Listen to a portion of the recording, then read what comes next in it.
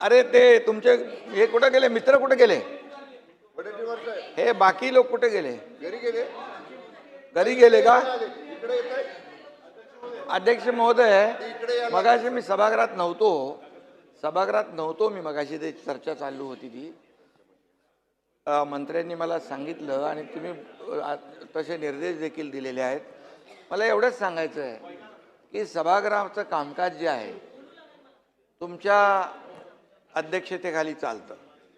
आज मी त्यांना सांगू इच्छितो की काल जो एक जोर का झटका धीरे से लगा है, त्यामुळे त्यांचं मानसिक संतुलन बिघडलेलं आहे.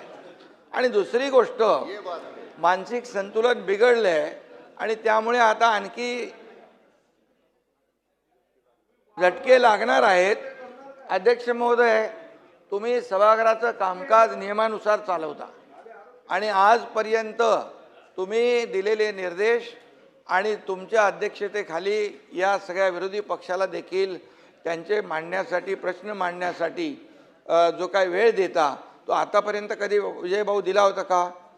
आणि दुसरी गोष्ट, राज्यमंत्री असतात, एखाद्या प्रश्नाला, एखाद्या लक्षवेधीला अतिशय व्यवस्थित न्याय मिळाला पाहिजे, म्हणून तुम्ही हे जे काय कामाचं वाटप तुमच्या अध्यक्षतेखाली झालेलं आहे आणि ज्या ज्या वेळेस राज्यमंत्री जेव्हा प्रश्नाचं उत्तर द्यायला कधी त्याच्याकडून अधिक कमी जादा माहिती मिळते त्यावेळेस स्वतः मंत्री असतात, मी स्वतः येतो, मुख्यमंत्री स्वतः येऊन उत्तर देतात आणि त्यामुळे हे कलेक्टिव्ह आमची रिस्पॉन्सिबिलिटी आहे, जबाबदारी आहे.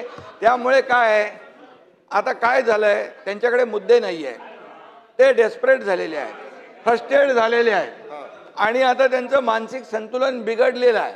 त्यामुळे आता ते नाही आहेत. नाही तर मी बोललो असतो, कोण होता असं तू, काय झाला असं तू, अरे वेड्या असा वाया गेला असं तू, अरे काय आहे.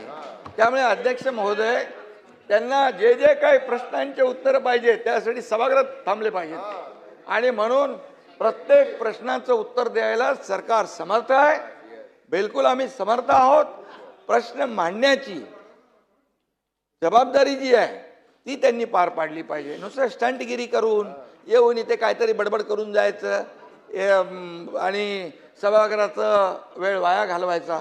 आणि म्हणून मी आपल्याला सांगतो, विजय भाऊ तुम्ही समजदार आहे, ते जयंतराव, नाना भाऊ, ते तुम्ही बी त्यांच्या नादाला लागले, काय पोराटोरांच्या नादाला लागतात तुम्ही, असं काय. त्यामुळे अध्यक्ष महोदय, पूर्णपणे या ठिकाणी सभागृहामध्ये विरोधी पक्ष जे जे काही या शेतकऱ्यांचे प्रश्न मांडा, या महाराष्ट्रातल्या जनतेचे प्रश्न मांडा, जिथे शेतकऱ्यांच्या अडचणी आहेत ते प्रश्न मांडा, त्याला उत्तर द्यायला आम्ही लोक खंबीर आहोत.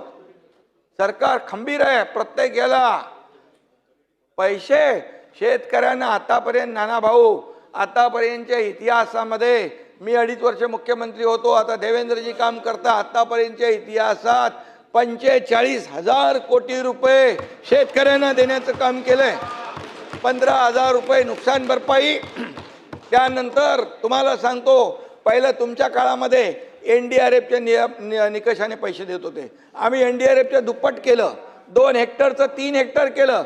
सततच्या पावसाचं नुकसान मिळत नव्हतं ते दिलं. अरे बाबा, गोगलगाईनी केलेलं नुकसान पण मिळत नव्हतं तेही चालू केलं आम्ही.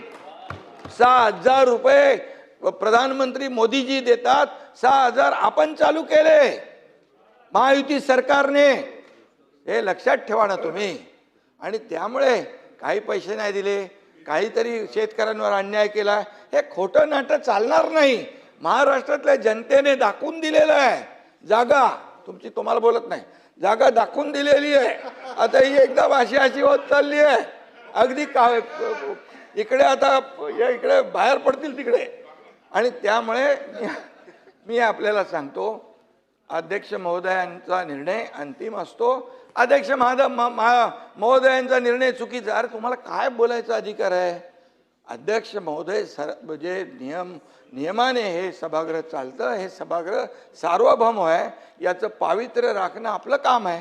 त्यामुळे आम्ही सगळे काय, सर्व 19 ते 22 काय होतं, तुम्ही लक्षात, तुम्ही होते ना जयंतराव, 19 ते 22 काय परिस्थिती होती, उत्तर द्यायला कोण सांगायचं?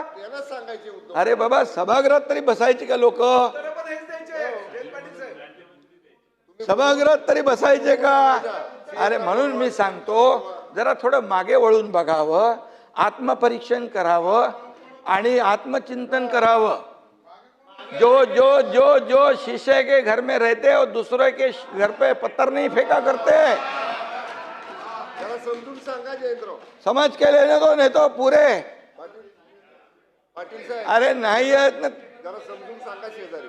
समजून सांगा, समजून सांगा. ठीक आहे.